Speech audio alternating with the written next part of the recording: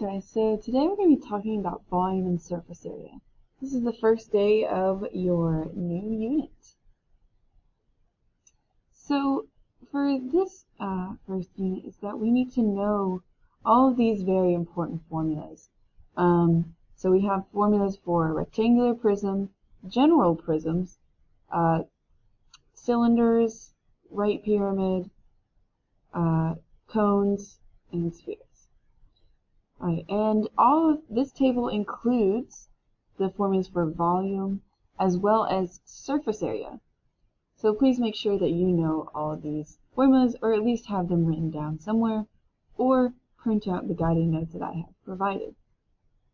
So the couple of comments that I want to make about this table is that when we look at prisms and cylinders, the base is just a general term for the base. And so our base is going to be the area of the base. And you're going to have to find this formula from your previous knowledge.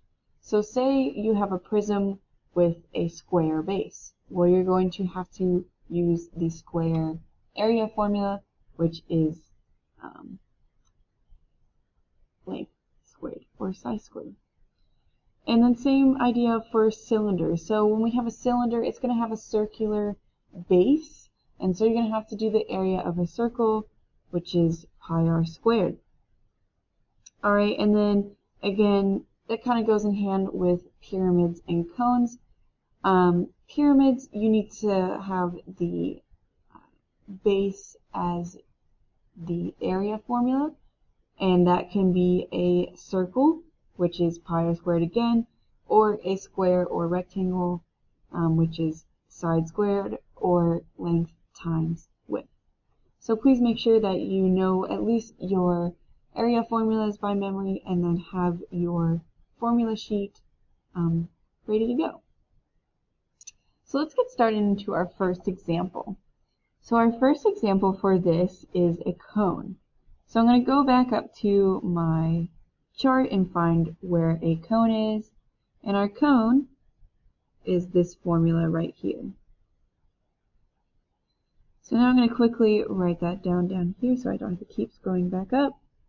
And so our volume is 1/3 base times height. Alright, so, and remember what I said about the base is that we have to define our base area. So our base is a circle in this case. So that means I have to make it the area of a circle. So the area of a circle is pi r squared. Now I like to plug in my formula first and then find out my numbers. So by that I mean we're going to have volume now equals 1/3 pi r squared times our height. Okay, so now we need to find our radius, and our radius came from that circle, and it is 2. So now I'm going to plug in 2 into my volume formula, and 2 squared, and then also my height is going to be found from this line.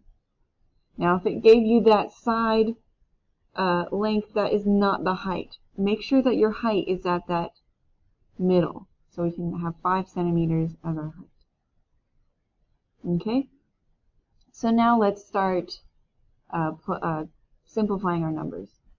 So now we have volume equals 1/3 4 pi times 5, and then we have 5 times 4, which is 1/3 20 pi, and then we have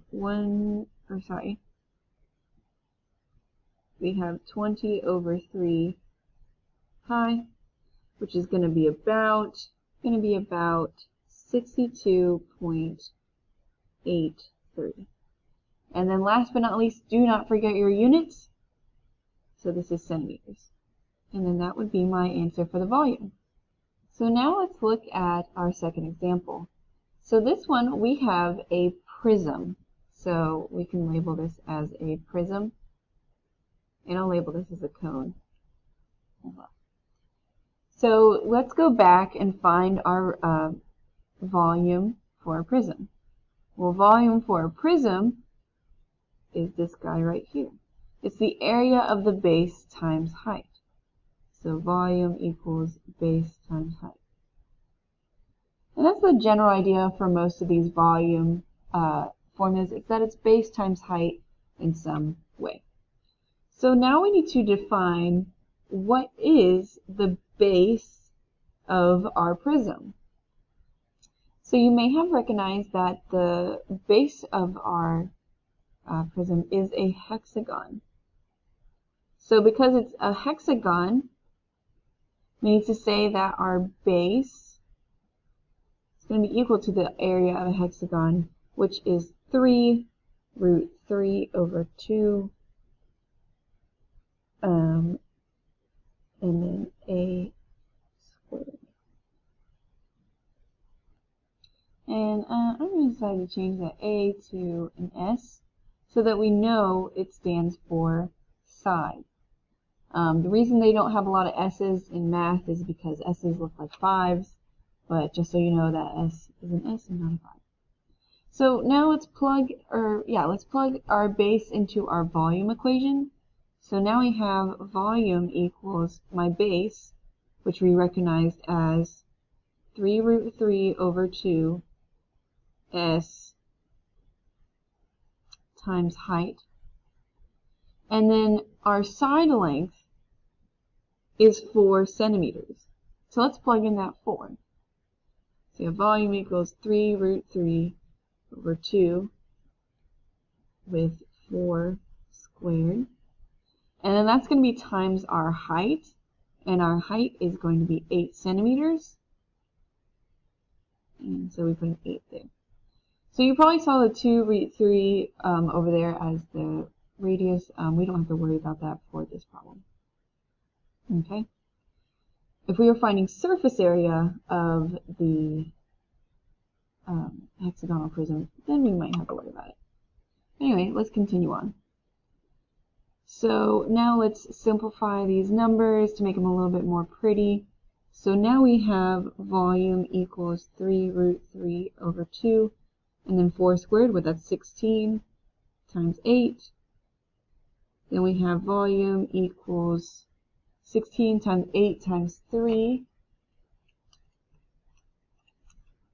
Oops. Which is going to be 384 root 3 over 2. And we can simplify that one more time to 192 root 3 over 2. Oop, we got rid of that too. And if we put that into our calculator, that would be about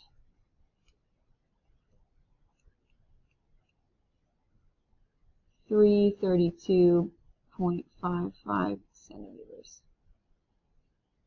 Alright, so that's that one. So make sure you got that work and pause the video here. So now let's look at our next example. So we have a square pyramid. So I'm going to go up to my chart and see what do I have. And I've already highlighted it accidentally. And so we see that it's the volume 1/3 base times height. So I'm going to go ahead and write that. So I have volume is 1/3 base times height. And let's go ahead and identify what our base is. Well, I kind of said it. It's a square pyramid. So my base is a square. And another way for me to know that it's a square, well, my sides match. It's 16 and 16, so I automatically know it's going to be a square. So knowing that, so our base is going to be side squared. And I'm going to go ahead and rewrite my formula. So I have volume equals 1/3 side squared times height. So I'm going to pause right here because, and I'm not meaning to pause the video, but I'm going to pause in my thoughts because we weren't given the height for this one. We were given 10 inches, but that 10 inches is the slant height. Now we can use that for surface area, but we can't use it for volume. So the the height that we need is the one that's right here. And there's a way to find it. So the way to find it is by using the Pythagorean theorem, because we know one side and we also know another. Well, our other side is going to be half of the side length, which is 8. So we can write our Pythagorean theorem as a squared plus b squared equals c squared. And we know a and c, or b and c, whichever one you prefer. So I like to have a squared as my unknown. So we have 8 squared equals 10 squared. And now I'm just going to solve for a. So this is now 64 equals 100. A squared equals 100 minus 64, which is 36. And then the square root of 36 is 6. So it came out with a really nice number. So we know that our height is now 6. So we can rewrite this as h is now 6. Well, now that we have our height and our side lengths, we can now find the volume of our pyramid. So I want you to go ahead and plug those numbers in and get the volume of the pyramid. So if you plugged in your numbers correctly, you should have gotten 512 inches cubed. And I forgot to mention that your units are now cubed. All right, so let's move on to that next example. So now let's talk about surface area. Same idea, we got to identify what shape it is and then find the formula. So we have a sphere. So we're going to go back up, and our sphere surface area formula is right here. It is 4 pi r squared. So we have surface area equals 4 pi r squared. We don't have to do anything super intense. We just have to identify what our radius is, which is not 4 meters. That is the diameter. So if you remember from before, the diameter is, when the diameter is 4, the radius is the diameter divided by 2. So our radius, and that should be a lowercase r, is 4 divided by 2, which is 2. So we can now plug in 2 for our radius.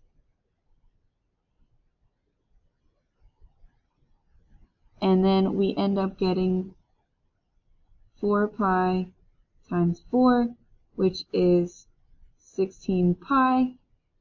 And then 16 pi is about 50.27 meters cubed. And that would be my answer for surface area. Oh, it's not meters cubed, my bad. It is meters squared. If you're doing surface area, it's squared. If it's volume, it's cubed. All right, let's move on. So for our next example, we have a rectangular prism. So I'm going to help you identify which formula to use, and then you will do the math to find the surface area. So I'll go back up, and we need a prism, the rectangular prism, and surface area is this guy right here. So 2 length width, 2 height width, and 2 length height. So surface area is 2 length width plus 2 length height plus 2 width height. So go ahead and do this one on your own. Identify which ones are the length, the height, and the width, and give me the surface area. So since I'm running out of time, pause the video here and double check your work to make sure you multiplied and did everything right. So to help you with this one, I drew the diagram with the slant height since you might not know, so do this one on your own. And here's the work for the last one.